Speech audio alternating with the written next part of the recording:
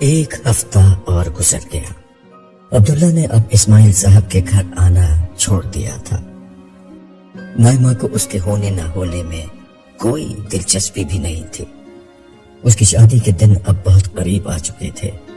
گھر والوں کا اصرار تھا کہ نائمہ اب کالج جانا چھوڑ دے، مگر اس کا کہنا تھا کہ وہ اپنی تعلیم شادی کے بعد بھی جاری رکھنا چاہتی ہے، اس لیے جب تک ممکن ہو وہ کالج جائے گی۔ اس میں ایک بہت بڑی تبدیلی آ چکی تھی جسے ہر شخص نے محسوس کر لیا تھا۔ وہ اب 5 وقت نماز باقاعدہ پڑھنے لگی تھی۔ اس تبدیلی پر اس کے نانا ابو اور امی دونوں بہت خوش تھے۔ فاریہ بھی بہت مطمئن تھی، تاہم اسے یہ بات عجیب لگی کہ اب نائمہ اپنی شادی اور مستقبل کے حوالے سے بہت زیادہ پرجوش نہیں رہی تھی۔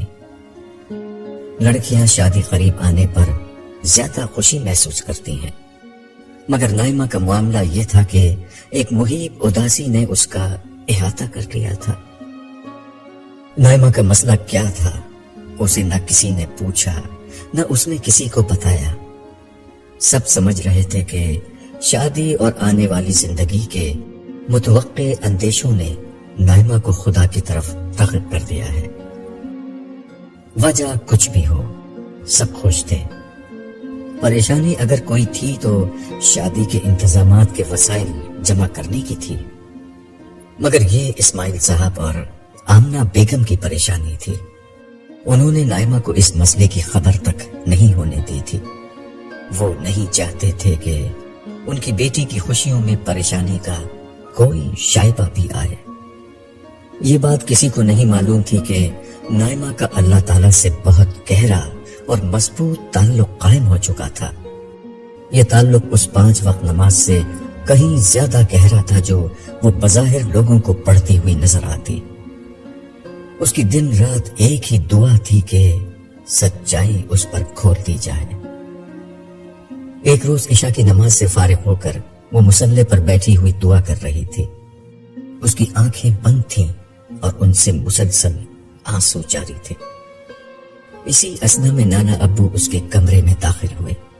اسے اس حال میں دیکھ کر وہ ایک دم ٹھٹک سے گئے۔ ان کی نواسی میں اتنی بڑی تبدیلی آ چکی تھی، اس کا انہیں اندازہ نہیں تھا۔ ان کے لیے یہی بہت بڑی بات تھی کہ ان کی نواسی نماز پڑھنے لگی تھی، مگر اب وہ اللہ کے سامنے بیٹھ کر رو رہی تھی۔ یہ چیز ان کے تصور میں بھی نہیں تھی۔ وہ کچھ دیر تک محبت آمیز انداز میں اسے دیکھتے رہے اور پھر واپس لوٹ گئے۔ تھوڑی دیر بعد وہ دوبارہ لوٹے۔ اس دفعہ ان کے ہاتھوں میں قرآن مجید تھا۔ اس دوران میں نائمہ دعا سے فارغ ہو چکی تھی۔ انہوں نے کمرے میں داخل ہو کر کہا، میری بیٹی کیا دعا مانگ رہی تھی؟ نائمہ اب انہیں کیا بتاتی کہ وہ کیا دعا مانگ رہی تھی۔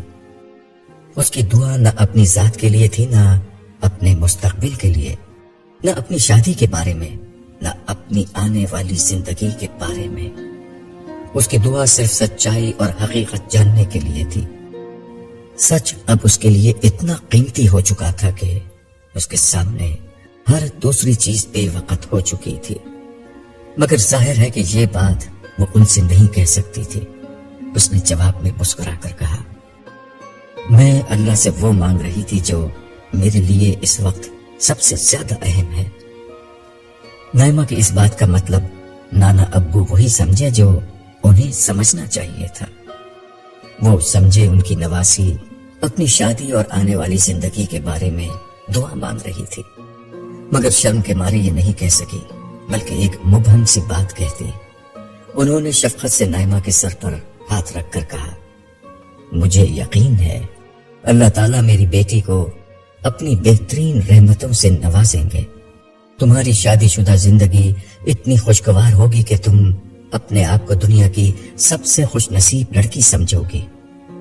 نائمہ نے ان کی بات کا کوئی جواب نہیں دیا، مگر بغور ان کے ہاتھوں میں پکڑے ہوئے قرآن مجید کو دیکھنے لگی۔ نانا ابو اس کا مدعا سمجھ کر بولے، بیٹا دنیا میں بیٹیوں کو قرآن کے سائے میں رخصت کیا جاتا ہے، ان کے جہیز میں قرآن مجید دیا تو جاتا ہے، مگر لڑکیوں کو ساری زندگی توفیق نہیں ہوتی کہ وہ قرآن مجید سمجھ کر پڑھیں۔ مگر میں یہ چاہتا ہوں کہ اب تم اللہ کی طرف متوجہ ہو گئی ہو تو اس کتاب کو اپنی زندگی بنا لو۔ اس میں تمہارے ہر سوال کا جواب اور مکمل رہنمائی ہے۔ کیا واقعی اس میں میرے ہر سوال کا جواب ہے؟ نعمہ نے تعجب سے پوچھا۔ ہاں بیٹا، نہ صرف تمہارے سوالات کا جواب ہے بلکہ بہترین نصیحت بھی ہے۔ آؤ ادھر میرے ساتھ بیٹھو۔ نانا ابو نے اس کی مسہری پر بیٹھتے ہوئے قرآن مجید کھول کر کہا۔ نعمہ ان کے ساتھ ہی بیٹھ گئی۔ نانا ابو نے کچھ ورق گردانی کے بعد سورہ العصر نکالی اور بولے، میں یہ چاہتا ہوں کہ آج قرآن کریم کی ایک انتہائی چھوٹی سورت تمہیں ترجمے کے ساتھ پڑھا دوں۔ اس میں پورے قرآن مجید کی تعلیم کا خلاصہ ہے۔ یہ کون سی سورت ہے نانا ابو؟ اس سورت کا نام سورہ العصر ہے۔ یہ کہہ کر پہلے انہوں نے سورہ العصر کی تلاوت کی، پھر اس کا ترجمہ پڑھ کر نعمہ کو سنانے لگے۔ زمانے کی قسم، بے شک انسان خسارے میں ہے، سوائے ان کے جو ایمان لائے اور نیک عمل کیا اور ایک دوسرے کو حق کی تلقین اور ایک دوسرے کو صبر کی تاکید کرتے رہے۔ نعمہ میں گرچہ تبدیلی آئی تھی مگر نعمہ پھر نعمہ تھی، یعنی فلسفی نعمہ۔ یہ ترجمہ سن کر اس کے چہرے پر سوالیہ نشان ظاہر ہوا، مگر اس نے کچھ کہنے کے بجائے نانا ابو کے ہاتھ سے قرآن اپنے ہاتھوں میں لے لیا۔ نعمہ نے 2-3 دفعہ یہ ترجمہ پڑھا، بجائے اس کے اسے کسی قسم کی ہدایت اور رہنمائی ملتی، اس کا ذہن پھر سوالات کی آماج گاہ بن گیا۔ اس نے نانا ابو سے کہا، نانا ابو زمانے کی قسم کا مطلب کیا ہے؟ نانا ابو نے اپنے مطالعے کی روشنی میں جواب دینا شروع کیا، بیٹا زمانے سے مراد ماضی کا زمانہ بھی ہے اور حال کا بھی۔ یہ زمانہ وہ چیز ہے جس میں ہم سب انسان جیتے ہیں، یہ ہمارا سرمایہ ہے۔ یہ ہر لمحہ برف کے مانند گھل رہا ہے۔ ہمیں چاہیے کہ ہم اس سرمایہ کو نیکی میں استعمال کریں، تبھی ہم کامیاب ہوں گے۔ اور اگر ہم نے اس سرمایہ کو ایمان، عمل صالح، اچھی باتوں، دوسروں کو تلقین اور صبر کی نصیحت میں استعمال نہیں کیا تو ہم خسارے میں رہیں گے۔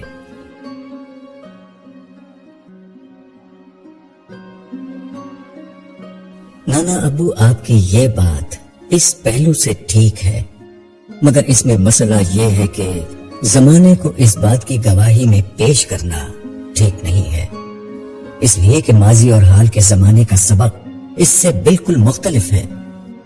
زمانہ تو عام طور پر صالحین کے خلاف کھڑا ہوتا ہے۔ ہاں، زمانے کی قسم کے بغیر یہ بات بطور ایک دعویٰ کے ٹھیک ہے، مگر اس دعوے پر میرا اعتراض یہ ہے کہ جنت اور جہنم کی بات بہرحال ایک مستقبل کی بات ہے، یہ سر دست ایک دعویٰ ہے۔ یہ دعویٰ کسی ایسے مسلمان کو مطمئن کر دے گا جو پہلے سے جنت و جہنم پر ایمان رکھتا ہو، مگر ایک غیر مسلم کے لیے، خاص کر اگر جدید نظریات، فلسفے اور علم الکلام سے واقف ہے، تو اسے بالکل مطمئن نہیں کر سکتا۔ آج کا ذہن دعوے کو نہیں مانتا، اسے ثبوت چاہیے۔ اور معاف کیجیے گا، یہاں زمانے کی گواہی اور قسم کا جو ثبوت دیا جا رہا ہے وہ تو ایک بالکل برعکس داستان سناتا ہے۔ اگر آپ اپنی زندگی کو کامیابی اور ایک دولت مند اور طاقتور صاحب اقتدار کی زندگی کو خسارے اور ناکامی کے طور پر پیش کریں گے تو ہو سکتا ہے کچھ لوگ آپ کی بات مان لیں، مگر انسانوں کی اکثریت آپ کی بات کو رد کر دے گی۔ نانا ابو کو اس وقت بڑی شدت سے عبداللہ یاد آیا، مگر ظاہر ہے کہ اس وقت کچھ بھی نہیں ہو سکتا تھا۔ ان کے دل کی گہرائیوں سے صدا نکلی، کاش تمہاری شادی عبداللہ کے ساتھ ہو رہی ہوتی، وہ تمہیں تمہارے ہر سوال کا جواب مجھ سے بہتر دے دیتا۔ یہ اسماعیل صاحب کے دل کی صدا تھی۔ مگر ان کی زبان پر قفل ہی پڑا رہا۔ نائمہ کو ان کے چہرے کے تاثرات سے اندازہ ہو چکا تھا کہ اس کی بحث نے ماحول کو خراب کر دیا ہے۔ وہ ان کا دل رکھنے کے لیے بولی، سوری نانا ابو، ہو سکتا ہے میں ہی غلط ہوں، مگر میں سوچوں گی، آپ پریشان نہ ہو۔ اسماعیل صاحب کو بھی عافیت اسی میں لگی کہ سیز فائر کر لیں، ان کی نواسی جس حد تک راہ راست پر آ گئی ہے اسی پر مطمئن ہو جائیں، ایسا نہ ہو کہ مزید گفتگو سے ان کی نواسی نماز بھی چھوڑ دے۔ چنانچہ وہ یہ کہتے ہوئے اٹھ گئے، بیٹا اب تم آرام کرو، انشاءاللہ بعد میں بات کریں گے۔ اسماعیل صاحب کے جانے کے بعد نائمہ اداسی کے عالم میں خاموش ہو کر بیٹھ گئی۔ اسے دکھ ہو رہا تھا کہ اس نے بلا وجہ ایک ایسی بحث چھیڑ دی جس سے اس کے نانا کو برا محسوس ہوا، مگر وہ کیا کرتی؟ یہ اس کے سوالات تھے جن کا اسے کبھی جواب نہیں ملا تھا۔ جیسے جواب نانا ابو نے دیے تھے وہ پہلے بھی بہت سن چکی تھی، مگر کبھی ان جوابوں نے اسے مطمئن نہیں کیا تھا۔ اس نے قرآن بھی خود پڑھنے کی کوشش کی تھی، مگر سچی بات یہ ہے کہ قرآن مجید نہ کبھی پہلے اس کی سمجھ میں آیا نہ اب آ سکا۔ قرآن مجید اور اس کے درمیان ایک بنیادی ذہنی رکاوٹ تھی جو اس کے فلسفیانہ پس منظر سے پیدا ہوئی تھی۔ وہ یہ کہ قرآن مجید دعوے سے بات شروع کرتا ہے، جبکہ نائمہ کسی ایسی چیز کو علمی حیثیت دینے کے لیے تیار ہی نہیں تھی جو دعوے سے شروع ہو۔ نانا سمیت جن مذہبی لوگوں سے اس کا واسطہ پڑا تھا ان میں سے کبھی کسی نے قرآن کے دلائل کا ذکر نہیں کیا تھا۔ اس نے مذہبی لٹریچر بھی پڑھ رکھا تھا، مگر یہ سارا مذہبی لٹریچر اس بات کو ذہن میں رکھ کر لکھا گیا تھا کہ پڑھنے والا پہلے ہی توحید، رسالت اور آخرت کا قائل ہے اور پہلے ہی مان چکا ہے۔ اس لٹریچر کے زیادہ تر لکھنے والوں کو علم ہی نہیں تھا کہ جدید ذہن میں کیا تبدیلی آ چکی ہے۔ اس لٹریچر کا زور سمجھانے سے زیادہ منوانے اور دھمکانے پر تھا۔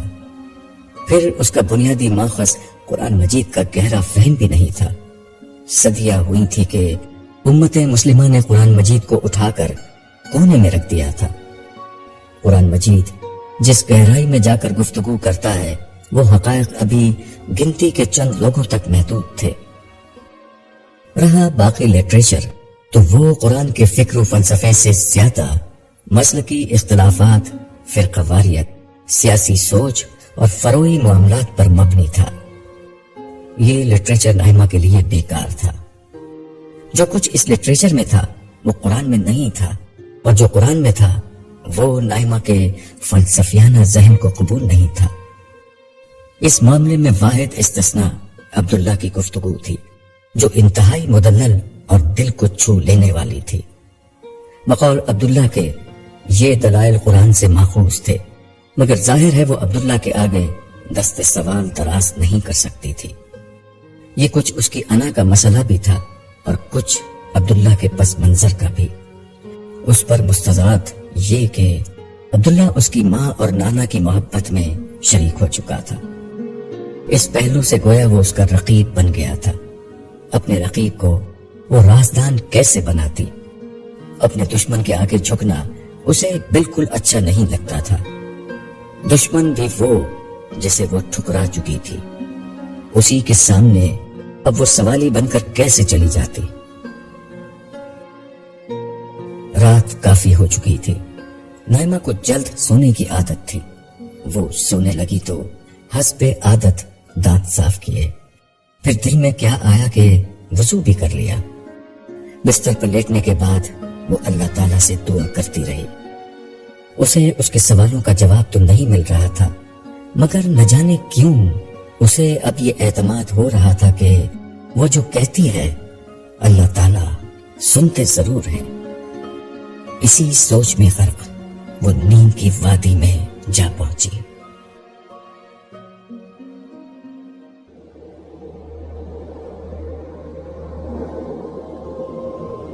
اٹھو نائمہ، سونے کا وقت ختم ہو گیا، بہت نیند لے لی تم نے، اب جاگنے کا وقت آ گیا ہے۔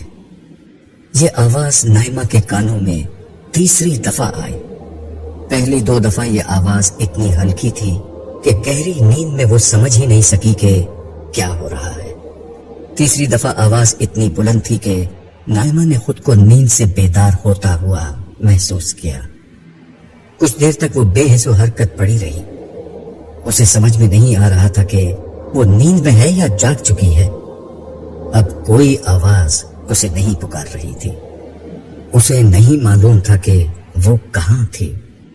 اس کے چاروں طرف پھیلی ہوئی تاریکی اور سناٹے کی دبیز چادر نے ارد گرد کے ہر منظر کو اپنے اندر نگل لیا تھا۔ اس کی آنکھوں کے سامنے بس ایک سیاہ آسمان پھیلا ہوا تھا۔ دور دور تک نہ کوئی بادل تھا اور نہ چاند کی روشنی کے کوئی آثار۔ اگر روشنی تھی تو جگمگاتے ستاروں کی تھی۔ یوں لگتا تھا کہ جیسے آسمان کی سیاہ قبا میں جگمگ جگمگ ہیرے جڑے ہوئے ہوں۔ نائمہ کو یہ منظر بے حد دلکش لگا۔ وہ ہر چیز سے بے نیاز ہو کر اس منظر کو دیکھنے میں مگن ہو گئی۔ وہ کافی دیر تک اسی حالت میں رہی کہ یکا یک آسمان پر موجود ایک روشنی میں حرکت شروع ہوئی۔ یہ روشنی آہستہ آہستہ نائمہ کی سمت چلی آ رہی تھی۔ کچھ ہی دیر میں نائمہ کو معلوم ہو گیا کہ یہ روشنی میں وہی چمکیلا ہیولا تھا جو ہمیشہ نائمہ کو نظر آتا تھا۔ ہیولا نائمہ کے قریب آ کر فضا میں معلق تھا۔ کچھ دیر تک نائمہ اس ہیولے کو دیکھتی رہی۔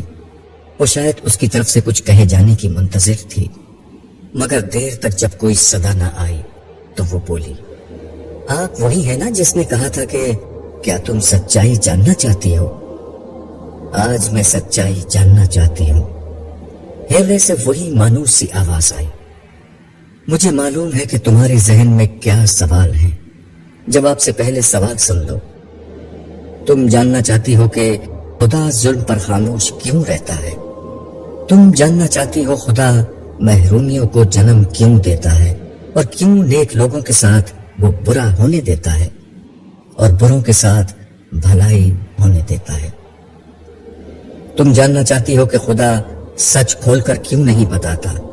کیوں وہ اپنی موجودگی اور سچائی کا ناقابل تردید ثبوت پیش نہیں کرتا؟ یہی 3 سوال ہیں نا تمہارے ذہن میں؟ نائمہ کو اس لمحے محسوس ہوا کہ اس کی زندگی کی ساری الجھنیں اور اس کی ساری جستجو کو اس ہیولے نے ان 3 سوالوں میں سمیٹ دیا تھا۔ ہاں، یہی 3 سوال ہیں، مگر ان سے پہلے یہ بتائیے کہ آپ کون ہیں؟ میں اثر ہوں، وقت کا بیٹا، خدائے ذوالجلال کی ایک ادنا مخلوق، اپنے آقا کا ایک حقیر غلام۔ یہ بات نائمہ کے اوپر سے گزر گئی۔ وہ مزید کچھ پوچھنا چاہتی تھی، مگر اب اسے اس ہیولے نما وجود سے کچھ الجھن سی ہونے لگی تھی۔ اسے محسوس ہوا کہ اگر یہ ہیولا کچھ قابل فہم شکل میں آ جائے تو شاید وہ یکسو ہو کر بات کر سکے۔ اپنی الجھن کا اظہار کرتے ہوئے اس نے پوچھ ہی لیا، آپ کی کوئی شکل نہیں ہے؟ مجھے اس ہیولے جیسے وجود سے الجھن ہو رہی ہے۔ میری شکل ہے لیکن تم اسے سمجھ نہیں سکتی، لیکن تمہاری سہولت کے لیے میں ایک انسانی شکل میں تمہارے سامنے آ جاتا ہوں۔ یہ الفاظ ختم ہوئے تو ہیولا آہستہ آہستہ نیچے آنا شروع ہوا اور اس کے قریب زمین پر آ کر ٹھہر گیا۔ پھر یک بیک یہ ہیولا ایک انسانی قالب میں ڈھلنا شروع ہوا۔ نائمہ کو یوں لگا کہ یونانی داستانوں کا کوئی رومانوی دیوتا انسانی شکل میں مجسم ہو گیا ہو۔ یہ قالب انسان کا تھا، مگر کسی طور بھی یہ کوئی انسانی شکل نہیں تھی۔ انسان اتنے حسین نہیں ہو سکتے۔ نائمہ نے اپنی پوری زندگی میں اتنا پرکشش آدمی نہیں دیکھا۔ نائمہ بے خود ہو کر اسے دیکھے جا رہی تھی۔ وہ چاہتے ہوئے بھی اپنی نظر اس کی طرف سے نہیں ہٹا پا رہی تھی۔ وہ انسانی وجود یا یونانی دیوتا جو بھی تھا دھیرے سے نائمہ کے پاس بیٹھ گیا۔ اس لمحے نائمہ کے اندر کی عورت جاگی۔ اسے احساس ہوا کہ وہ اس شخص کے سامنے بے حجاب زمین پر لیٹی ہوئی ہے۔ وہ بے اختیار اٹھی اور کچھ سمٹ کر بیٹھ گئی۔ اس کے ساتھ ہی اس نے اپنے وجود پر نظر ڈالی۔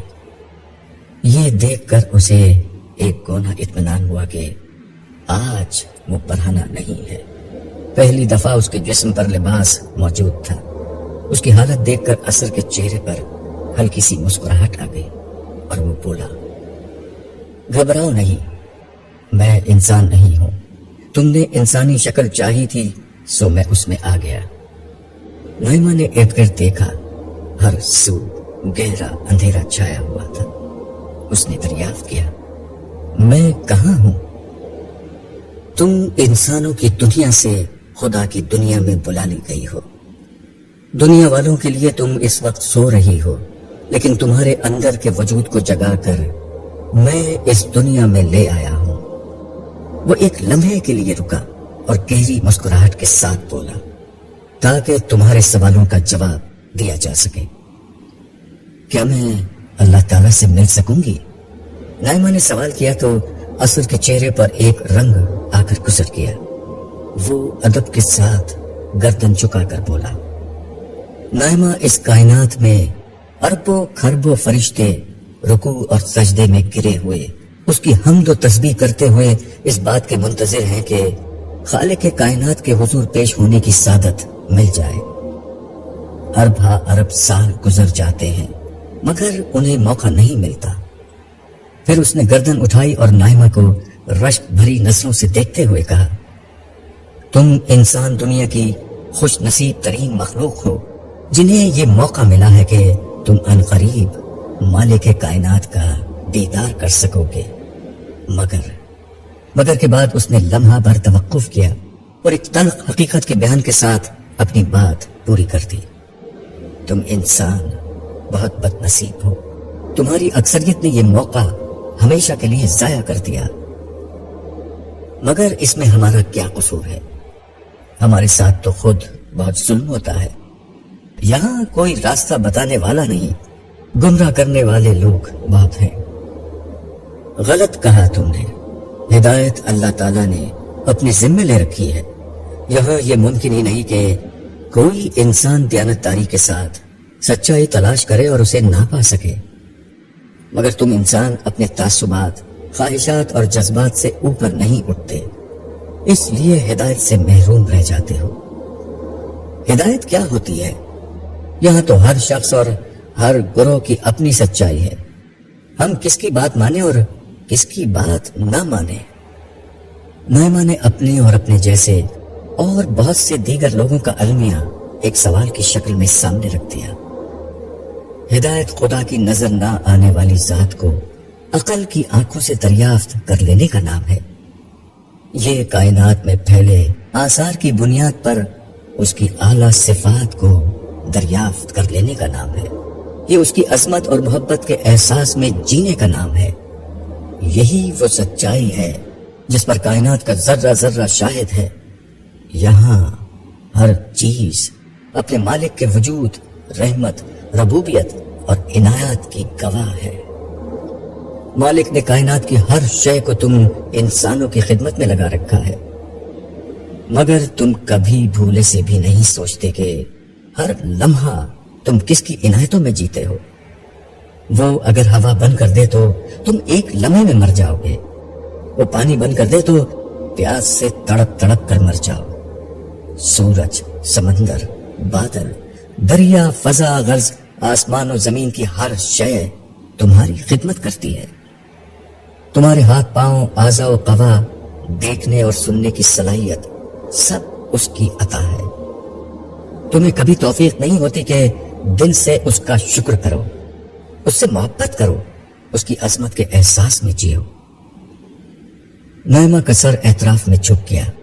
اصل بولتا رہا، نائمہ تمہیں غربت کا بہت شکوہ ہے۔ ان لوگوں کے متعلق کیا خیال ہے جن کی آنکھیں نہیں ہوتی، ہاتھ نہیں ہوتے، پاؤں نہیں ہوتے؟ مگر ایسے لوگوں کا پیدا کرنا بھی تو ظلم ہے، نائمہ کے اندر کی فلسفی نے کہا جو اس وقت بھی بیدار تھی۔ یہ ظلم کا اندھیرا نہیں، ہدایت کی روشنی ہے۔ اندھے اس لیے پیدا کیے جاتے ہیں کہ تمہارے جیسے عقل کے اندھوں کو حقیقت نظر آنے لگے۔ گونگے، بہرے، لنگڑے، لولے اس لیے پیدا کیے جاتے ہیں کہ بے حس اور خدائی نعمتوں سے بے پرواہ لوگ ان محروم لوگوں کو دیکھ کر اپنی نعمتوں کو دریافت کریں۔ مگر تم انسان نہ خدا کے احسانوں کو دیکھ پاتے ہو نہ اپنی نعمتوں کو، تم صرف نا شکرہ پن کرتے ہو اور شرک و الحاد کی گندی نالی میں لوٹ کر خوش ہوتے ہو۔ تم انسانوں کو شرم نہیں آتی کہ جس عظیم رب کی نعمتوں میں جیتے ہو اسے بھول بیٹھے ہو، کھاتے اس کا دیا ہو اور مالا دوسرے کے نام کی جپتے ہو۔ اس کائنات میں زندہ ہو جو خدا کی عظمت کی گواہ ہے، مگر دلوں میں غیر اللہ کی عظمت ہے۔ اس دھرتی پر زندہ ہو جس کا ذرہ ذرہ خدا کی کبریائی کا اعلان کرتا ہے، مگر اپنے خود ساختہ اکابرین کو تم نے خدا کے برابر لا بٹھایا ہے، یہاں تک کہ تم لوگ ان ساری سچائیوں کو دیکھ کر بھی خدا کے وجود کا انکار کر دیتے ہو۔ نائمہ کا سر شرمندگی میں جھکا ہوا تھا، مگر تم نے مالک سے رجوع کیا ہے، تم نے اپنے تعصب کی ہر دیوار کو توڑ دیا ہے، تم اپنی خواہشوں سے بلند ہو چکی ہو۔ یاد رکھو، ایسے لوگوں کو اللہ تعالیٰ کبھی بے سہارا نہیں چھوڑتے، انہیں ضرور ہدایت دیتے ہیں۔ باقی کسی نفس پرست، خواہش پرست اور متعصب انسان کی ان کی نگاہ میں کوئی وقت نہیں۔ عنقریب ایسے لوگوں کو وہ اپنے غیر میں کچل کر رکھ دیں گے، مگر انہوں نے مجھے تمہارے پاس اسی لیے بھیجا ہے کہ میں تمہارے سوالوں کا جواب دوں۔ تم ایک سچی انسان ہو، اس لیے جو پوچھنا ہے پوچھ لو، آج تمہارے ہر سوال کا جواب ملے گا۔ نائمہ نے کچھ سکون کا سانس لیا کہ اثر اس پر غصہ کرنے کے بجائے اصل بات کی طرف آ گیا تھا۔ تاہم اثر کے اپنے وجود کے بارے میں نائمہ کے ذہن میں ابھی تک الجھن تھی۔ اس نے پہلے اسی گرہ کو کھولنا چاہا۔ میں آپ کو سمجھ نہیں سکی، آپ کون ہیں؟ اثر کا مطلب کیا ہے؟ وقت کا کوئی بیٹا کیسے ہو سکتا ہے؟ دیکھو، کائنات کی ہر شے اللہ کی مخلوق ہے، تم انہیں جس طرح بھی سمجھو، مگر دراصل وہ اللہ کی مخلوق ہوتی ہے۔ وقت بھی اللہ کی مخلوق ہے۔ وقت سے بہت سی چیزوں نے جنم لیا ہے، دن، لمحہ، گھنٹہ، برس، صدی اور قرن، یہ سب وقت کے اجزاء ہیں۔ انہیں تم وقت کی اولاد سمجھو۔ اور اثر، یہ کیسی اولاد ہے؟ میں یعنی اثر وقت کی سب سے اہم اور بڑی اولاد ہوں۔ وقت کی باقی اولادیں ہمیشہ موجود رہتی ہیں، مگر میں صرف اس وقت ظاہر ہوتا ہوں جب کوئی رسول اس دنیا میں بھیجا جاتا ہے۔ میں رسولوں کے دور کا وقت اور ان کا زمانہ ہوں۔ رسول میں کیا خاص بات ہوتی ہے؟ رسول جب آتا ہے تو اللہ تعالیٰ دنیا کے معاملات میں کھل کر اور اعلانیہ مداخلت شروع کر دیتے ہیں۔ عام حالات میں وہ ایسا نہیں کرتے، مگر اپنے رسول کے ذریعے سے وہ انسانوں سے کھل کر کلام کرتے ہیں، ان کے سوالوں کا جواب دیتے ہیں، ان کی کھلی رہنمائی کرتے ہیں اور آخر کار سزا و جزا برپا کر دیتے ہیں۔ بات ابھی بھی نائمہ پر واضح نہیں ہوئی تھی۔ اس کے چہرے پر موجود غیر یقینی کیفیت کو اثر نے پڑھ لیا تھا۔ اگر تمہیں اسی بات کو سمجھنے میں زیادہ دلچسپی ہے تو پہلے تمہیں اپنے تیسرے سوال کا جواب حاصل کرنا چاہیے، یعنی خدا سچ کھول کر کیوں نہیں بتاتا؟ کیوں وہ اپنی موجودگی اور سچائی کا ناقابل تردید ثبوت پیش نہیں کرتا؟ کیونکہ اسی سوال کے جواب میں تمہیں معلوم ہو جائے گا کہ اثر کیا ہوتا ہے۔ اثر رسول کا زمانہ ہوتا ہے، اور یہی وہ زمانہ ہے جس میں سچ بالکل واضح کر کے کھول دیا جاتا ہے۔ اثر کی اس بات سے نائمہ نے اتفاق کرتے ہوئے پر اشتیاق لہجے میں کہا، ٹھیک ہے، پہلے اسی کا جواب دیجیے۔ اس کے اشتیاق پر اثر مسکرایا اور بولا، چلو اٹھو، میں اس سوال کا جواب تمہیں بتاتا ہوں، لیکن یہ جواب میں تمہیں براہ راست دکھاؤں گا۔ تمہیں میرے ساتھ ماضی کی دنیا میں چلنا ہوگا۔ یہ کہتے ہوئے اثر کھڑا ہو گیا اور اپنا ہاتھ نائمہ کی طرف بڑھا دیا۔ نائمہ اس کا ہاتھ پکڑتے ہوئے جھجک رہی تھی۔ یہ دیکھ کر اصل نے کہا، میرا ہاتھ پکڑ لو اور اٹھو، میں انسان نہیں ہوں۔ نائمہ کھڑی ہو گئی، مگر وہ ابھی تک اصل کا ہاتھ تھامتے ہوئے ہچکچاہٹ کا شکار تھی۔ ہمیں وقت میں پیچھے کی سمت سفر کرنا ہے، میرا ہاتھ نہیں تھامو گی تو یہاں تنہا رہ جاؤ گی۔ نائمہ نے حوصلہ کر کے اصل کا ہاتھ تھام لیا۔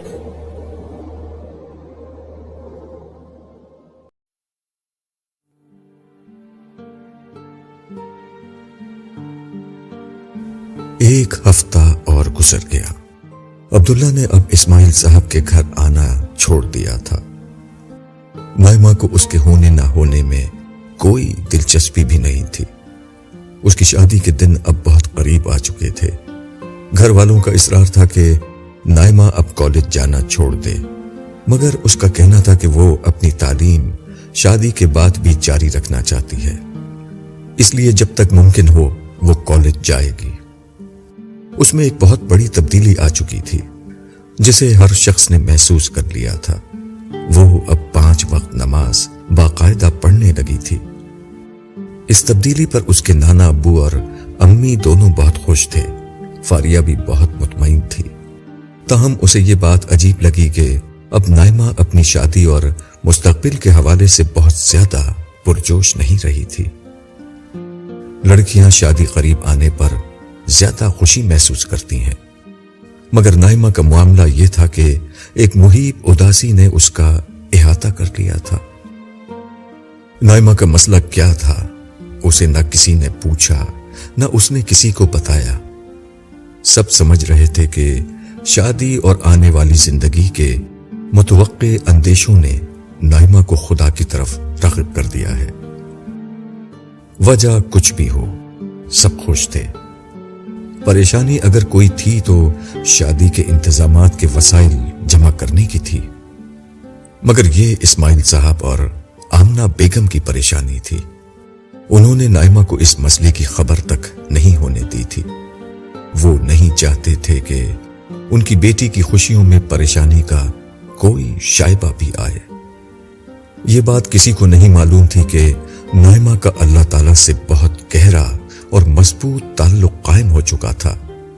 یہ تعلق اس 5 وقت نماز سے کہیں زیادہ گہرا تھا جو وہ بظاہر لوگوں کو پڑھتی ہوئی نظر آتی۔ اس کی دن رات ایک ہی دعا تھی کہ سچائی اس پر کھول دی جائے۔ ایک روز عشاء کی نماز سے فارغ ہو کر وہ مصلی پر بیٹھی ہوئی دعا کر رہی تھی۔ اس کی آنکھیں بند تھیں اور ان سے مسلسل آنسو جاری تھے۔ اسی اثنا میں نانا ابو اس کے کمرے میں داخل ہوئے۔ اسے اس حال میں دیکھ کر وہ ایک دم ٹھٹک سے گئے۔ ان کی نواسی میں اتنی بڑی تبدیلی آ چکی تھی، اس کا انہیں اندازہ نہیں تھا۔ ان کے لیے یہی بہت بڑی بات تھی کہ ان کی نواسی نماز پڑھنے لگی تھی، مگر اب وہ اللہ کے سامنے بیٹھ کر رو رہی تھی۔ یہ چیز ان کے تصور میں بھی نہیں تھی۔ وہ کچھ دیر تک محبت آمیز انداز میں اسے دیکھتے رہے اور پھر واپس لوٹ گئے۔ تھوڑی دیر بعد وہ دوبارہ لوٹے۔ اس دفعہ ان کے ہاتھوں میں قرآن مجید تھا۔ اس دوران میں نائمہ دعا سے فارغ ہو چکی تھی۔ انہوں نے کمرے میں داخل ہو کر کہا، میری بیٹی کیا دعا مانگ رہی تھی؟ نائمہ اب انہیں کیا بتاتی کہ وہ کیا دعا مانگ رہی تھی۔ اس کی دعا نہ اپنی ذات کے لیے تھی، نہ اپنے مستقبل کے لیے، نہ اپنی شادی کے بارے میں، نہ اپنی آنے والی زندگی کے بارے میں۔ اس کی دعا صرف سچائی اور حقیقت جاننے کے لیے تھی۔ سچ اب اس کے لیے اتنا قیمتی ہو چکا تھا کہ اس کے سامنے ہر دوسری چیز بے وقت ہو چکی تھی، مگر ظاہر ہے کہ یہ بات وہ ان سے نہیں کہہ سکتی تھی۔ اس نے جواب میں مسکرا کر کہا، میں اللہ سے وہ مانگ رہی تھی جو میرے لیے اس وقت سب سے زیادہ اہم ہے۔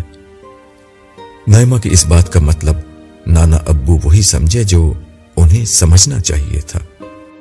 وہ سمجھے ان کی نواسی اپنی شادی اور آنے والی زندگی کے بارے میں دعا مانگ رہی تھی، مگر شرم کے مارے یہ نہیں کہہ سکی بلکہ ایک مبہم سی بات کہتی۔ انہوں نے شفقت سے نائمہ کے سر پر ہاتھ رکھ کر کہا، مجھے یقین ہے اللہ تعالیٰ میری بیٹی کو اپنی بہترین رحمتوں سے نوازیں گے۔ تمہاری شادی شدہ زندگی اتنی خوشگوار ہوگی کہ تم اپنے آپ کو دنیا کی سب سے خوش نصیب لڑکی سمجھو گی۔ نائمہ نے ان کی بات کا کوئی جواب نہیں دیا، مگر بغور ان کے ہاتھوں میں پکڑے ہوئے قرآن مجید کو دیکھنے لگی۔ نانا ابو اس کا مدعا سمجھ کر بولے، بیٹا دنیا میں بیٹیوں کو قرآن کے سائے میں رخصت کیا جاتا ہے، ان کے جہیز میں قرآن مجید دیا تو جاتا ہے، مگر لڑکیوں کو ساری زندگی توفیق نہیں ہوتی کہ وہ قرآن مجید سمجھ کر پڑھیں۔ مگر میں یہ چاہتا ہوں کہ اب تم اللہ کی طرف متوجہ ہو گئی ہو تو اس کتاب کو اپنی زندگی بنا لو۔ اس میں تمہارے ہر سوال کا جواب اور مکمل رہنمائی ہے۔ کیا واقعی اس میں میرے ہر سوال کا جواب ہے؟ نائمہ نے تعجب سے پوچھا۔ ہاں بیٹا، نہ صرف تمہارے سوالات کا جواب ہے بلکہ بہترین نصیحت بھی ہے۔ آؤ ادھر میرے ساتھ بیٹھو۔ نانا ابو نے اس کی مسہری پر بیٹھتے ہوئے قرآن مجید کھول کر کہا۔ نائمہ ان کے ساتھ ہی بیٹھ گئی۔ نانا ابو نے کچھ ورق گردانی کے بعد سورہ العصر نکالی اور بولے، میں یہ چاہتا ہوں کہ آج قرآن کریم کی ایک انتہائی چھوٹی سورت تمہیں ترجمے کے ساتھ پڑھا دوں۔ اس میں پورے قرآن مجید کی تعلیم کا خلاصہ ہے۔ یہ کون سی سورت ہے نانا ابو؟ اس سورت کا نام سورہ العصر ہے۔ یہ کہہ کر پہلے انہوں نے سورہ العصر کی تلاوت کی، پھر اس کا ترجمہ پڑھ کر نائمہ کو سنانے لگے۔ زمانے کی قسم، بے شک انسان خسارے میں ہے، سوائے ان کے جو ایمان لائے اور نیک عمل کیا اور ایک دوسرے کو حق کی تلقین اور ایک دوسرے کو صبر کی تاکید کرتے رہے۔ نائمہ میں گرچہ تبدیلی آئی تھی مگر نائمہ پھر نائمہ تھی، یعنی فلسفی نائمہ۔ یہ ترجمہ سن کر اس کے چہرے پر سوالیہ نشان ظاہر ہوا، مگر اس نے کچھ کہنے کے بجائے نانا ابو کے ہاتھ سے قرآن اپنے ہاتھوں میں لے لیا۔ نائمہ نے 2-3 دفعہ یہ ترجمہ پڑھا، بجائے اس کے اسے کسی قسم کی ہدایت اور رہنمائی ملتی، اس کا ذہن پھر سوالات کی آماج گاہ بن گیا۔ اس نے نانا ابو سے کہا، نانا ابو زمانے کی قسم کا مطلب کیا ہے؟ نانا ابو نے اپنے مطالعے کی روشنی میں جواب دینا شروع کیا، بیٹا زمانے سے مراد ماضی کا زمانہ بھی ہے اور حال کا بھی۔ یہ زمانہ وہ چیز ہے جس میں ہم سب انسان جیتے ہیں، یہ ہمارا سرمایہ ہے۔ یہ ہر لمحہ برف کی مانند گھل رہا ہے۔ ہمیں چاہیے کہ ہم اس سرمایہ کو نیکی میں استعمال کریں، تبھی ہم کامیاب ہوں گے۔ اور اگر ہم نے اس سرمایہ کو ایمان، عمل صالح، اچھی باتوں، دوسروں کو تلقین اور صبر کی نصیحت میں استعمال نہیں کیا تو ہم خسارے میں رہیں گے۔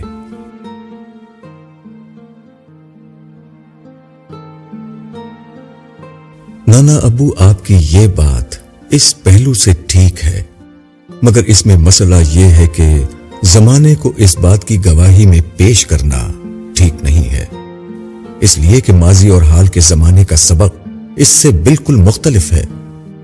زمانہ تو عام طور پر صالحین کے خلاف کھڑا ہوتا ہے۔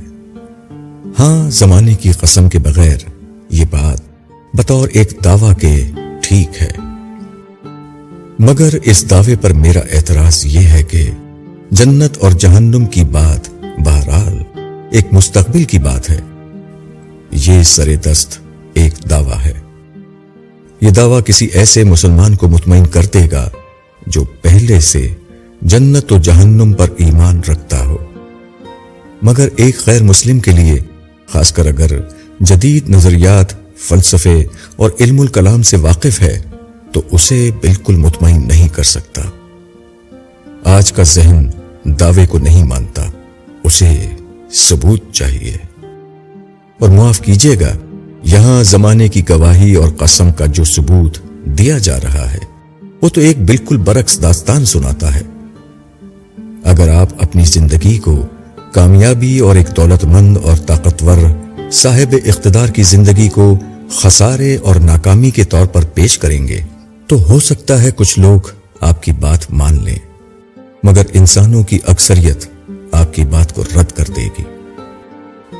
نانا ابو کو اس وقت بڑی شدت سے عبداللہ یاد آیا، مگر ظاہر ہے کہ اس وقت کچھ بھی نہیں ہو سکتا تھا۔ ان کے دل کی گہرائیوں سے صدا نکلی، کاش تمہاری شادی عبداللہ کے ساتھ ہو رہی ہوتی، وہ تمہیں تمہارے ہر سوال کا جواب مجھ سے بہتر دے دیتا۔ یہ اسماعیل صاحب کے دل کی صدا تھی، مگر ان کی زبان پر قفل ہی پڑا رہا۔ نائمہ کو ان کے چہرے کے تاثرات سے اندازہ ہو چکا تھا کہ اس کی بحث نے ماحول کو خراب کر دیا ہے۔ وہ ان کا دل رکھنے کے لیے بولی، سوری نانا ابو، ہو سکتا ہے میں ہی غلط ہوں، مگر میں سوچوں گی، آپ پریشان نہ ہوں۔ اسماعیل صاحب کو بھی عافیت اسی میں لگی کہ سیز فائر کر لیں، ان کی نواسی جس حد تک راہ راست پر آ گئی ہے اسی پر مطمئن ہو جائیں، ایسا نہ ہو کہ مزید گفتگو سے ان کی نواسی نماز بھی چھوڑ دے۔ چنانچہ وہ یہ کہتے ہوئے اٹھ گئے، بیٹا اب تم آرام کرو، انشاءاللہ بعد میں بات کریں گے۔ اسماعیل صاحب کے جانے کے بعد نائمہ اداسی کے عالم میں خاموش ہو کر بیٹھ گئی۔ اسے دکھ ہو رہا تھا کہ اس نے بلا وجہ ایک ایسی بحث چھیڑ دی جس سے اس کے نانا کو برا محسوس ہوا، مگر وہ کیا کرتی؟ یہ اس کے سوالات تھے جن کا اسے کبھی جواب نہیں ملا تھا۔ جیسے جواب نانا ابو نے دیے تھے وہ پہلے بھی بہت سن چکی تھی، مگر کبھی ان جوابوں نے اسے مطمئن نہیں کیا تھا۔ اس نے قرآن بھی خود پڑھنے کی کوشش کی تھی، مگر سچی بات یہ ہے کہ قرآن مجید نہ کبھی پہلے اس کی سمجھ میں آیا نہ اب آ سکا۔ قرآن مجید اور اس کے درمیان ایک بنیادی ذہنی رکاوٹ تھی جو اس کے فلسفیانہ پس منظر سے پیدا ہوئی تھی۔ وہ یہ کہ قرآن مجید دعوے سے بات شروع کرتا ہے، جبکہ نائمہ کسی ایسی چیز کو علمی حیثیت دینے کے لیے تیار ہی نہیں تھی جو دعوے سے شروع ہو۔ نانا سمیت جن مذہبی لوگوں سے اس کا واسطہ پڑا تھا ان میں سے کبھی کسی نے قرآن کے دلائل کا ذکر نہیں کیا تھا۔ اس نے مذہبی لٹریچر بھی پڑھ رکھا تھا، مگر یہ سارا مذہبی لٹریچر اس بات کو ذہن میں رکھ کر لکھا گیا تھا کہ پڑھنے والا پہلے ہی توحید، رسالت اور آخرت کا قائل ہے اور پہلے ہی مان چکا ہے۔ اس لٹریچر کے زیادہ تر لکھنے والوں کو علم ہی نہیں تھا کہ جدید ذہن میں کیا تبدیلی آ چکی ہے۔ اس لٹریچر کا زور سمجھانے سے زیادہ منوانے اور دھمکانے پر تھا۔ پھر اس کا بنیادی ماخذ قرآن مجید کا گہرا فہم بھی نہیں تھا۔ صدیاں ہوئی تھی کہ امت مسلمہ نے قرآن مجید کو اٹھا کر کونے میں رکھ دیا تھا۔ قرآن مجید جس گہرائی میں جا کر گفتگو کرتا ہے وہ حقائق ابھی گنتی کے چند لوگوں تک محدود تھے۔ رہا باقی لٹریچر تو وہ قرآن کے فکر و فلسفے سے زیادہ مسلکی اختلافات، فرقہ واریت، سیاسی سوچ اور فروعی معاملات پر مبنی تھا۔ یہ لٹریچر نائمہ کے لیے بیکار تھا۔ جو کچھ اس لٹریچر میں تھا وہ قرآن میں نہیں تھا، اور جو قرآن میں تھا وہ نائمہ کے فلسفیانہ ذہن کو قبول نہیں تھا۔ اس معاملے میں واحد استثناء عبداللہ کی گفتگو تھی جو انتہائی مدلل اور دل کو چھو لینے والی تھی۔ بقول عبداللہ کے یہ دلائل قرآن سے ماخوذ تھے، مگر ظاہر ہے وہ عبداللہ کے آگے دست سوال دراز نہیں کر سکتی تھی۔ یہ کچھ اس کی انا کا مسئلہ بھی تھا اور کچھ عبداللہ کے پس منظر کا بھی۔ اس پر مستضاد یہ کہ عبداللہ اس کی ماں اور نانا کی محبت میں شریک ہو چکا تھا۔ اس پہلو سے گویا وہ اس کا رقیب بن گیا تھا۔ اپنے رقیب کو وہ رازدان کیسے بناتی؟ اپنے دشمن کے آگے جھکنا اسے بالکل اچھا نہیں لگتا تھا۔ دشمن بھی وہ جسے وہ ٹھکرا چکی تھی، اسی کے سامنے اب وہ سوالی بن کر کیسے چلی جاتی؟ رات کافی ہو چکی تھی۔ نائمہ کو جلد سونے کی عادت تھی۔ وہ سونے لگی تو حسب عادت دانت صاف کیے، پھر دل میں کیا آیا کہ وضو بھی کر لیا۔ بستر پر لیٹنے کے بعد وہ اللہ تعالیٰ سے دعا کرتی رہی۔ اسے اس کے سوالوں کا جواب تو نہیں مل رہا تھا، مگر نہ جانے کیوں اسے اب یہ اعتماد ہو رہا تھا کہ وہ جو کہتی ہے اللہ تعالیٰ سنتے ضرور ہیں۔ اسی سوچ میں غرق وہ نیند کی وادی میں جا پہنچی۔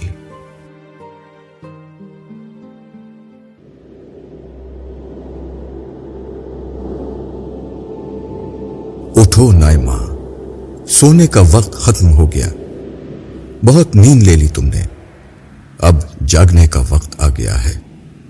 یہ آواز نائمہ کے کانوں میں تیسری دفعہ آئی۔ پہلی 2 دفعہ یہ آواز اتنی ہلکی تھی کہ گہری نیند میں وہ سمجھ ہی نہیں سکی کہ کیا ہو رہا ہے۔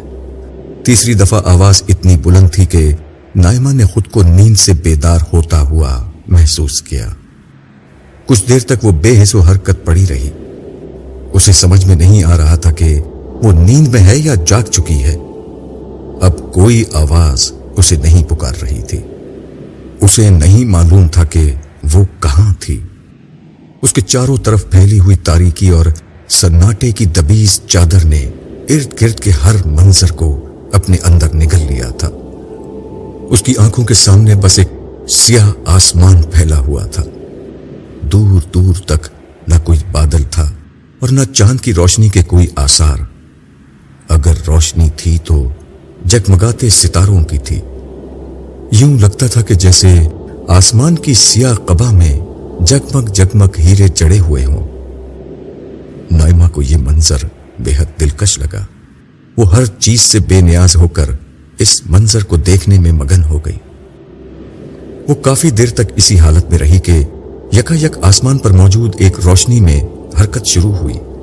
یہ روشنی آہستہ آہستہ نائمہ کی سمت چلی آ رہی تھی۔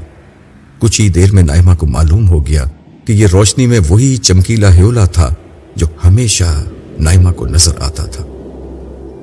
ہیولا نائمہ کے قریب آ کر فضا میں معلق تھا۔ کچھ دیر تک نائمہ اس ہیولے کو دیکھتی رہی۔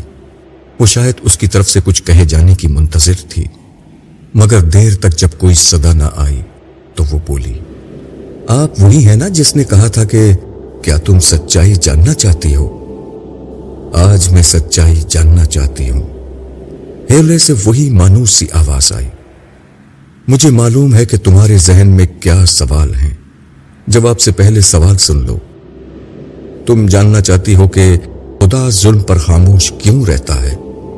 تم جاننا چاہتی ہو خدا محرومیوں کو جنم کیوں دیتا ہے اور کیوں نیک لوگوں کے ساتھ وہ برا ہونے دیتا ہے اور بروں کے ساتھ بھلائی ہونے دیتا ہے؟ تم جاننا چاہتی ہو کہ خدا سچ کھول کر کیوں نہیں بتاتا؟ کیوں وہ اپنی موجودگی اور سچائی کا ناقابل تردید ثبوت پیش نہیں کرتا؟ یہی 3 سوال ہیں نا تمہارے ذہن میں؟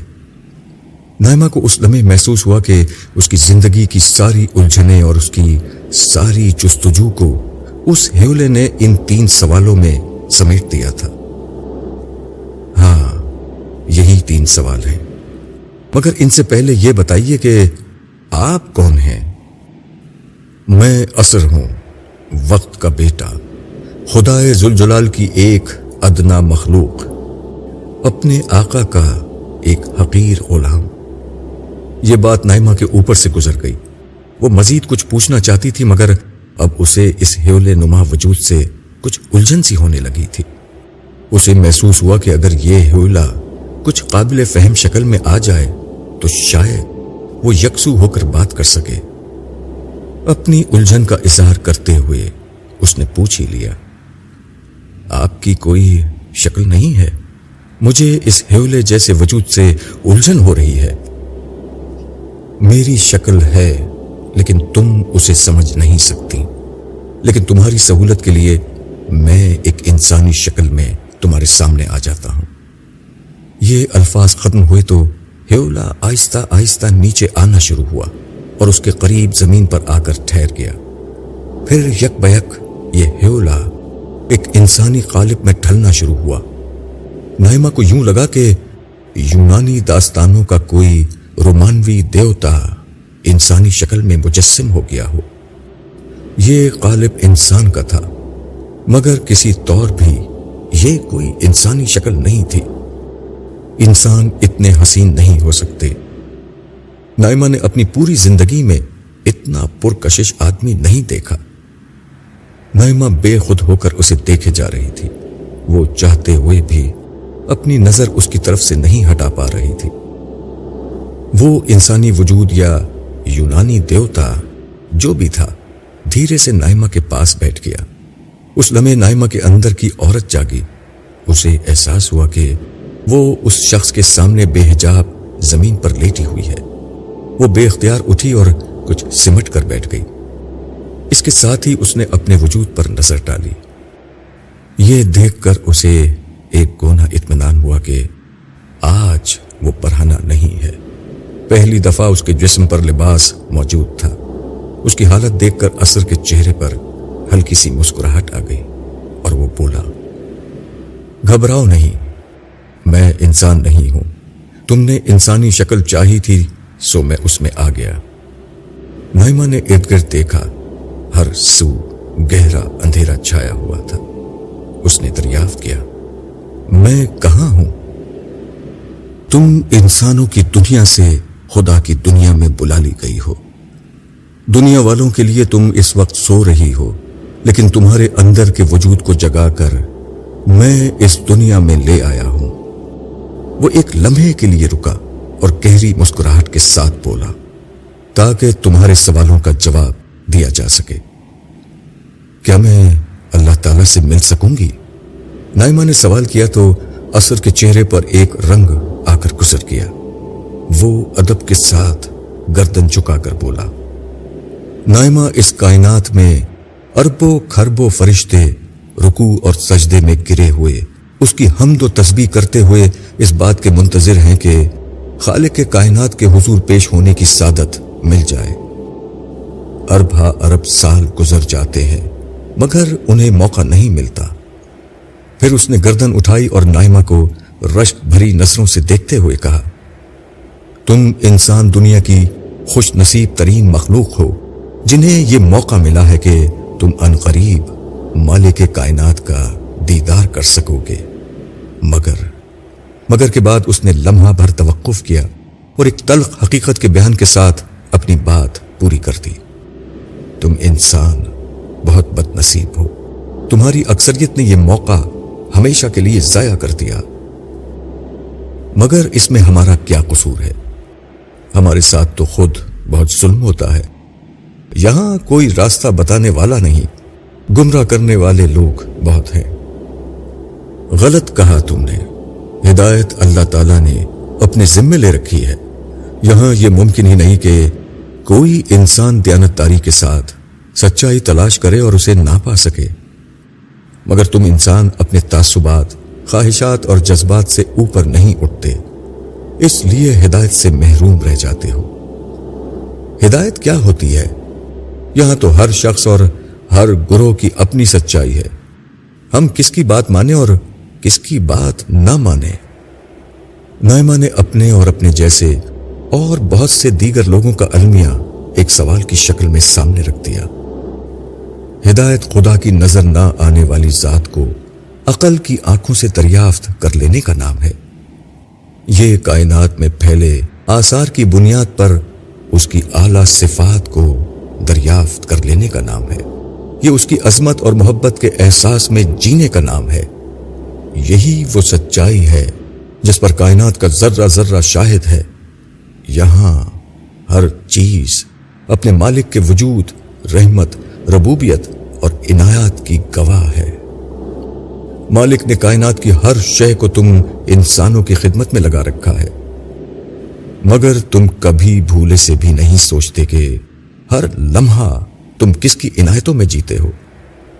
وہ اگر ہوا بند کر دے تو تم ایک لمحے میں مر جاؤ گے، وہ پانی بند کر دے تو پیاس سے تڑپ تڑپ کر مر جاؤ۔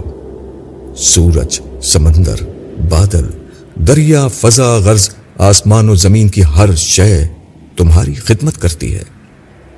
تمہارے ہاتھ پاؤں، اعضاء و قوا، دیکھنے اور سننے کی صلاحیت سب اس کی عطا ہے۔ تمہیں کبھی توفیق نہیں ہوتی کہ دل سے اس کا شکر کرو، اس سے محبت کرو، اس کی عظمت کے احساس میں جیو۔ نائمہ کا سر اعتراف میں جھک گیا۔ اثر بولتا رہا، نائمہ تمہیں غربت کا بہت شکوہ ہے۔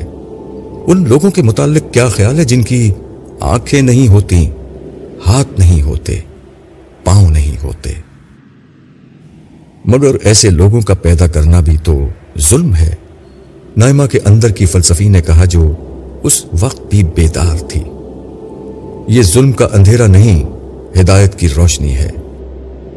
اندھے اس لیے پیدا کیے جاتے ہیں کہ تمہارے جیسے عقل کے اندھوں کو حقیقت نظر آنے لگے۔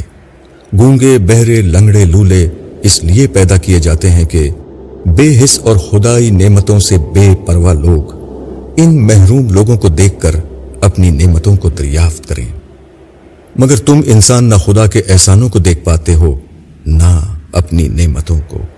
تم صرف نا شکرا پن کرتے ہو اور شرک و الحاد کی گندی نالی میں لوٹ کر خوش ہوتے ہو۔ تم انسانوں کو شرم نہیں آتی کہ جس عظیم رب کی نعمتوں میں جیتے ہو اسے بھول بیٹھے ہو، کھاتے اس کا دیا ہو اور مالا دوسرے کے نام کی جپتے ہو۔ اس کائنات میں زندہ ہو جو خدا کی عظمت کی گواہ ہے، مگر دلوں میں غیر اللہ کی عظمت ہے۔ اس دھرتی پر زندہ ہو جس کا ذرہ ذرہ خدا کی کبریائی کا اعلان کرتا ہے، مگر اپنے خود ساختہ اکابرین کو تم نے خدا کے برابر لا بٹھایا ہے۔ یہاں تک کہ تم لوگ ان ساری سچائیوں کو دیکھ کر بھی خدا کے وجود کا انکار کر دیتے ہو۔ نائمہ کا سر شرمندگی میں جھکا ہوا تھا۔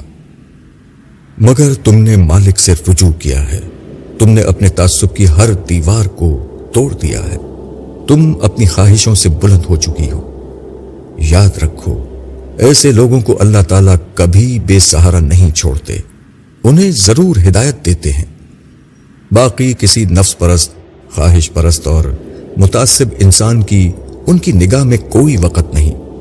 ان قریب ایسے لوگوں کو وہ اپنے قہر میں کچل کر رکھ دیں گے۔ مگر انہوں نے مجھے تمہارے پاس اسی لیے بھیجا ہے کہ میں تمہارے سوالوں کا جواب دوں۔ تم ایک سچی انسان ہو، اس لیے جو پوچھنا ہے پوچھ لو، آج تمہارے ہر سوال کا جواب ملے گا۔ نائمہ نے کچھ سکون کا سانس لیا کہ اثر اس پر غصہ کرنے کے بجائے اصل بات کی طرف آ گیا تھا۔ تاہم اثر کے اپنے وجود کے بارے میں نائمہ کے ذہن میں ابھی تک الجھن تھی۔ اس نے پہلے اسی گرہ کو کھولنا چاہا۔ میں آپ کو سمجھ نہیں سکی، آپ کون ہیں؟ اثر کا مطلب کیا ہے؟ وقت کا کوئی بیٹا کیسے ہو سکتا ہے؟ دیکھو، کائنات کی ہر شے اللہ کی مخلوق ہے، تم انہیں جس طرح بھی سمجھو، مگر دراصل وہ اللہ کی مخلوق ہوتی ہے۔ وقت بھی اللہ کی مخلوق ہے۔ وقت سے بہت سی چیزوں نے جنم لیا ہے۔ دن، لمحہ، گھنٹہ، برس، صدی اور قرن، یہ سب وقت کے اجزاء ہیں۔ انہیں تم وقت کی اولاد سمجھو۔ اور اثر، یہ کیسی اولاد ہے؟ میں یعنی اثر وقت کی سب سے اہم اور بڑی اولاد ہوں۔ وقت کی باقی اولادیں ہمیشہ موجود رہتی ہیں، مگر میں صرف اس وقت ظاہر ہوتا ہوں جب کوئی رسول اس دنیا میں بھیجا جاتا ہے۔ میں رسولوں کے دور کا وقت اور ان کا زمانہ ہوں۔ رسول میں کیا خاص بات ہوتی ہے؟ رسول جب آتا ہے تو اللہ تعالیٰ دنیا کے معاملات میں کھل کر اور اعلانیہ مداخلت شروع کر دیتے ہیں۔ عام حالات میں وہ ایسا نہیں کرتے، مگر اپنے رسول کے ذریعے سے وہ انسانوں سے کھل کر کلام کرتے ہیں، ان کے سوالوں کا جواب دیتے ہیں، ان کی کھلی رہنمائی کرتے ہیں اور آخر کار سزا و جزا برپا کر دیتے ہیں۔ بات ابھی بھی نائمہ پر واضح نہیں ہوئی تھی۔ اس کے چہرے پر موجود غیر یقینی کیفیت کو اثر نے پڑھ لیا تھا۔ اگر تمہیں اسی بات کو سمجھنے میں زیادہ دلچسپی ہے تو پہلے تمہیں اپنے تیسرے سوال کا جواب حاصل کرنا چاہیے، یعنی خدا سچ کھول کر کیوں نہیں بتاتا؟ کیوں وہ اپنی موجودگی اور سچائی کا ناقابل تردید ثبوت پیش نہیں کرتا؟ کیونکہ اسی سوال کے جواب میں تمہیں معلوم ہو جائے گا کہ اثر کیا ہوتا ہے۔ اثر رسول کا زمانہ ہوتا ہے، اور یہی وہ زمانہ ہے جس میں سچ بالکل واضح کر کے کھول دیا جاتا ہے۔ اثر کی اس بات سے نائمہ نے اتفاق کرتے ہوئے پر اشتیاق لہجے میں کہا، ٹھیک ہے، پہلے اسی کا جواب دیجیے۔ اس کے اشتیاق پر اثر مسکرایا اور بولا، چلو اٹھو، میں اس سوال کا جواب تمہیں بتاتا ہوں، لیکن یہ جواب میں تمہیں براہ راست دکھاؤں گا۔ تمہیں میرے ساتھ ماضی کی دنیا میں چلنا ہوگا۔ یہ کہتے ہوئے اثر کھڑا ہو گیا اور اپنا ہاتھ نائمہ کی طرف بڑھا دیا۔ نائمہ اس کا ہاتھ پکڑتے ہوئے جھجک رہی تھی۔ یہ دیکھ کر اثر نے کہا، میرا ہاتھ پکڑ لو اور اٹھو، میں انسان نہیں ہوں۔ نائمہ کھڑی ہو گئی، مگر وہ ابھی تک اثر کا ہاتھ تھامتے ہوئے ہچکچاہٹ کا شکار تھی۔ ہمیں وقت میں پیچھے کی سمت سفر کرنا ہے۔ میرا ہاتھ نہیں تھامو گی تو یہاں تنہا رہ جاؤ گی۔ نائمہ نے حوصلہ کر کے اثر کا ہاتھ تھام لیا۔